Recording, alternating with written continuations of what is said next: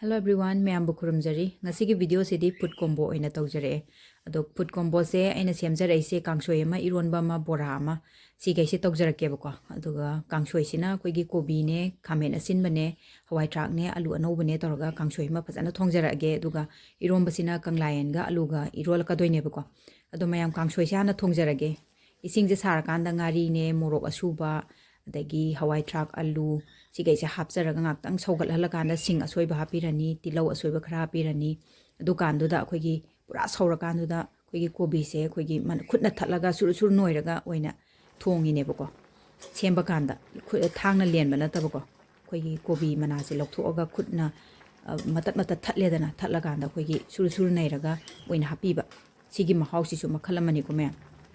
du thum hapsanjare ko khame simba se kon hapsanjarage duga ngapai ayai ba ani maga hapsanjare ko ado si phajana hana otpiraga ngaktang ma moje sogat halane ba du kan du dang loira kan da khoina mukanga ayai ba se amu hapsanja doine ba ko mukanga ayai ba se ni kon hapi se ina kien ger kan ena pot ba tuoi gi dawdo adugi aina kona mukanga ayai ba se hawbuni ko kangshoi da hapa se mai toraga saur kan da loire ko myam se duga phadigom hapsalaga si phajana ngaktang otpiraga mai muthatlaga tum loire myam sigi kangshoi khusa se yam hawbuni jam jamna yamna chamna yamna hawna adum sumaina chaba su dum marak marak ta kashu kaide ko yam phabane sumaina hakjang su do iron bagina khoina alu ne kanglayen ne morok ngang ba khara toraga sumaina si se hana cooker da amuk tang hana kambira ne bako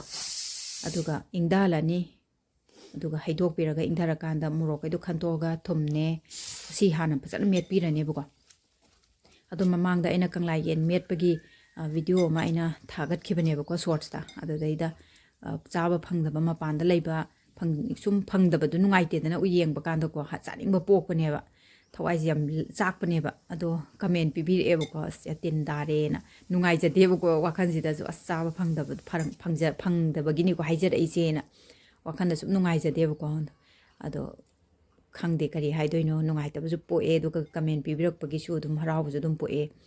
adus mai toroga loire ko ngari morok ke met pase ai ju mapanda leibani adoi taraga su ngamna ngamna ba mayam adum khara khara leira puraga thamge bodo aduduna ai su met jabane bako du marang kaina di tobuna te bako duga smai toroga met pirani duga kanglayen je sumaina sumtokhi bajina ko achamba mang morok si hana mesalakan achamba du mange aduduna ina sumaina met thoga mahi je sumthokra kan morok melaga alu ji ga toroga phajana metla kan da mahi je kon hapa adoi taraga di si sinen hawe ko kaigino ai di mahi je sumthokdraga di khoi lapu iromba kan da lapu do hana sumtoktrane aduga kon metra aduga kon mahi do hape ba adu maina kanglayen je sumaina met piu sumaina hawbuni ko duga alu se toroga sumaina met pirani ko si alu se angang bane ko angang ba chawbodo aduduni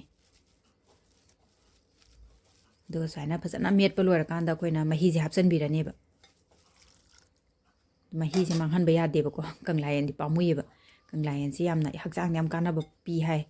adus mai tor phajana met pirani duga maroi tilho hapiraga adum loire ko sisu iromba se ado kanglayen iron ba hairani mahi se khara yam hapa banina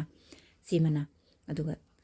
adum ai mathangdana bora hokna ba semjarage bora du de koina ne maroi akoigi phadigom makhok khara mana khara aduga tilau mana khara aduga semja doine bako ado aina magi better semba khotpa du di utre aduga aina bora hawbu du di utjarage hanbo bora taw du lokhatpa du tawgi bodo aina howdre bako nam howdre ba adeida sigi na second tawgi ba oi doine bako du lokhatjare namba da ya howda ba haitare clip to du loijare ko bora se do ai chakluk semjare chak se smaina akoigi phong phong saraga kangshoi ga toraga iromba ji ga toraga bora ga toraga chaba jam hawbuni mayam smaina ijam jamna chabasu du marak marak te yai ko sanga khakang nataba smaina haungna mathel se chumbu chumadi ka su kaide mathang dong thengnarase